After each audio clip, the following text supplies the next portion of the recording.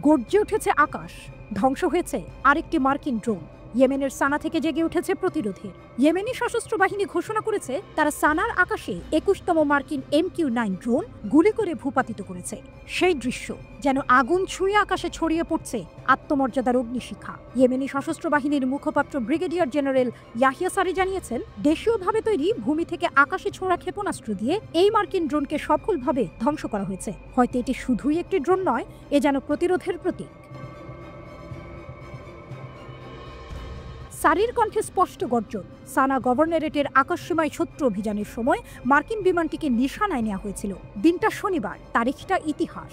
Brigadier সারি আবারও জোর দিয়ে বলেন, এটি ২৪ ঘন্টার মধ্যে দ্বিতীয় মার্কিন ড্রোন পতন। শুধু এপ্রিলেই এটা ষষ্ঠ। আর প্রতিশ্রুত বিজয় ঘোষণার পর থেকে ২১তম আমেরিকার ড্রোন ধ্বংস। এ যেন প্রতিটি হামলার জবাব, প্রতিটি নিষ্পেষণের প্রতিরোধ। তিনি বললেন, নিরবিচ্ছিন্ন বিমান হামলা, বেসামরিক নাগরিকদের উপর বর্বরতা, সরকারি বেসরকারি স্থাপনায় টার্গেট, এসব আমাদের মনোবল ভাঙবে না, বরং ফিলিস্তিনিদের পাশে আমাদের সংকল্প আরও দৃঢ় করবে। তার ঘোষণায় যেন বজ্রের শক্তি। গাজার উপর আগ্রাসন থামবে না, অবরোধ তোলা হবে না, ততদিন আমরা থামব না। প্রতিরোধই আমাদের শপথ। এমন ঘোষণার মধ্যেই মার্কিন হামলা চলছে ইয়েমেন জুড়ে। রাস ইসা বন্দরে এক হামলায় প্রাণ হারিয়েছে কমপক্ষে ৮০ জন। মাটি কেঁপে উঠেছে, নিথর হয়েছে মানুষ।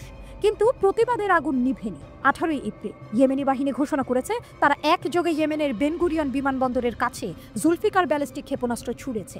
একই সাথে আরব সাগরে থাকা ২টি মার্কিন বিমানবাহী রণতরীতেও চালানো হয়েছে হামলা। এ যেন আকাশ সমুদ্র জয় করার সংকেত। ব্রিগেডিয়ার সারি নিশ্চিত করেছেন, এই হামলার টার্গেট ছিল USS হ্যারি এস ট্রুম্যান এবং USS কার্ল ভিনসন। এই প্রথমবার কার্ল ভিনসনকে সরাসরি টার্গেট করেছে ইয়েমেনি বাহিনী।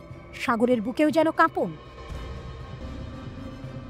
ইয়েমেনের জনস্বাস্থ্য দপ্তর জানিয়েছে, রাস ইসা বন্দরে ৮০ জন নিহত, আহত ১৫০ জনের বেশি। ধ্বংসস্তূপের নিচে এখনো লুকিয়ে আছে আরও বহু জীবন। এই হামলা সবচেয়ে ভয়াবহ।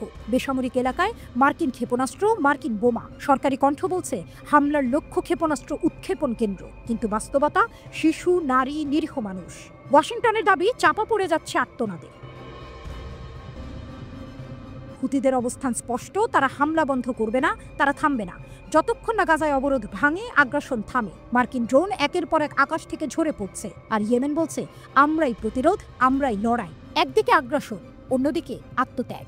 এই যুদ্ধ কেবল বুলেটের নয়, এটি নৈতিকতার, সাহসের এবং বাঁচার অধিকারের। ইতিহাস লিখছে নতুন ভাষায়, আর ইয়েমেনি প্রতিরোধ সেই ভাষার প্রথম অনুচ্ছেদ।